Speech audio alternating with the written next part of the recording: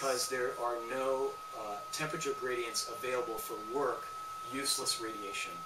That's likely, since they're pretty sure that there's not enough matter in the universe to have it collapse again in a big crunch. That would be actually great for us, but it's not going to happen likely. There's not enough matter. Is that dark matter? Should I buy there's not enough dark matter. Oh, there's not even enough dark matter because and the reason is because there's a cosmological constant. There's actually the universe actually expanding. It's not slowing down, and it's quite possible that the universe's expansion is accelerating as a result of this cosmological constant, and that's dark energy that they talk about. So basically, this sucks for us eventually. Sapience in the universe is not a viable prospect, except for the next slide. Where does that leave us? I mean, it's really taking a long time. It's okay.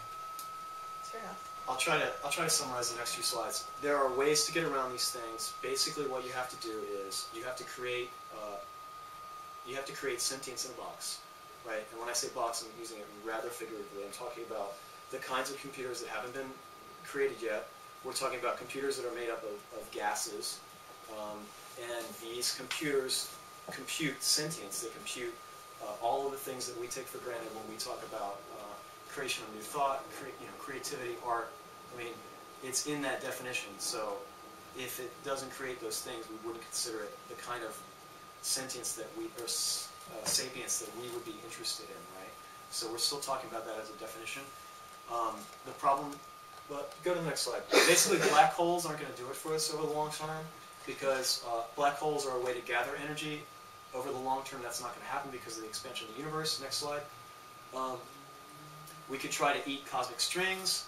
The problem with trying to eat cosmic strings is that if we can cut into a cosmic string and eat it, over these time periods, then a natural process can do the same thing, and that leads again to a lack of energy available to us for computation.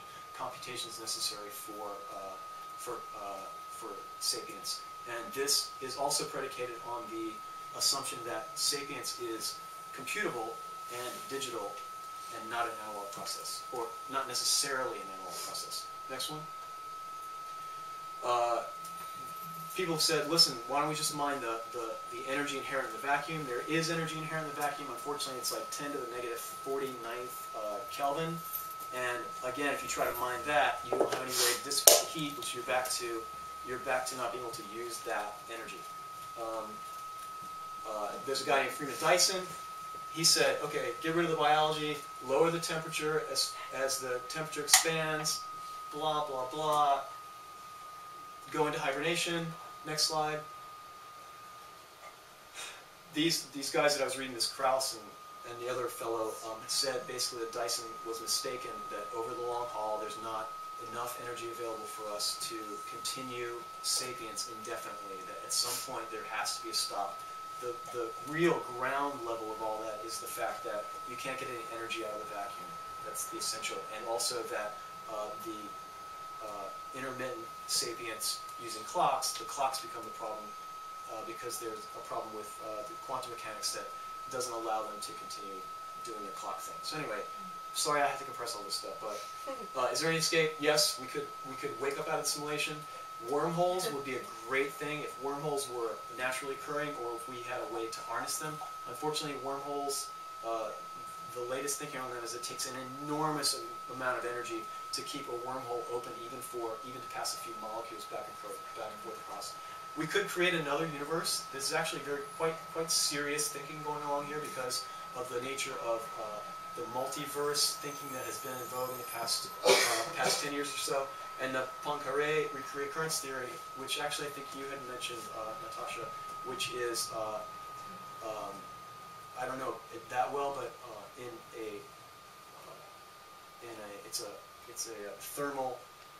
it's a thermal theorem. But basically, what it says is, in a closed system, these systems have a tendency to return to their initial state. There's not been a whole lot that I saw that went into that very much, but it does work on the small scale. Anyway, I don't have anything more to leave you guys with, except that I find Sapiens rather dear, and it doesn't look like it's going to continue much past 10 to the 100th years, which is, granted, a fucking long time, but maybe there's ways out of it, maybe there's not. But to you guys' point, it makes it that much more precious, every single thought that we make, and every single interaction we have with each other, and every single sapient moment on this planet is that much more important because these things are fleeting. That's all.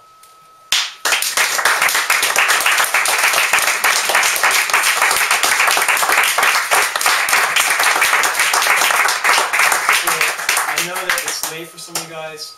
I think we should like get up, walk around. I mean, because otherwise people get held hostage. I know. That was wonderful. Yes, that was great. I feel so small, Michael. It's a good feeling, right? Field trip to Walmart. Just made me feel young. I'm going to Walmart. Let's go. It is like a thing to Lorimer Series Volume. Tubes This game on is your probably side. we all like the world's gonna end. We're all gonna die. Very complicated. If we can get it at Walmart, doesn't that mean that they can make it somewhere? There is A perpetual motion machine is spinning out your tube stop. Yeah. It's too bad you couldn't give this lecture to the Norse, you know, because Right. They screwed it up, didn't they? If only they thought about it.